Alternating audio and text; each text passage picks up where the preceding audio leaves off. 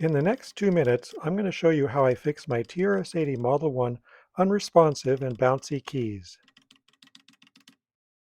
Here's a screen capture of the result of typing every single key on the keyboard.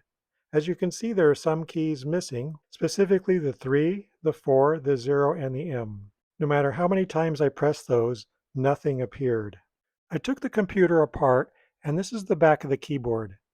As I zoom in, we can see there are cracks around some of the solder joints from years of typing on the keyboard, and some from age. We just need to resolder these to fix the problem. So I'm going to go ahead and resolder any of the ones that look suspicious. That's my plan here. So let's do that. I've got the soldering iron warmed up. The 0 key was definitely a problem. That would be this one. Very easy to do. Only takes a second. And yeah, anything that looks even slightly cracked, I'm going to go ahead and resolder.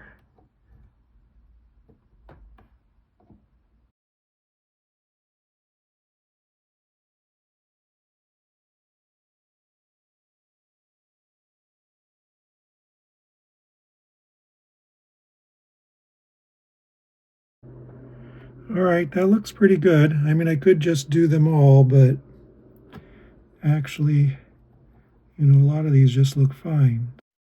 I finished up the soldering and then reassembled the computer.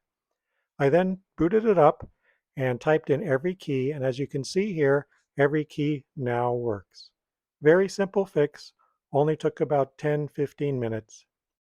That concludes this video. Thanks for watching. If you enjoyed this, please give it a like and subscribe. Also, please consider watching one of my other videos here.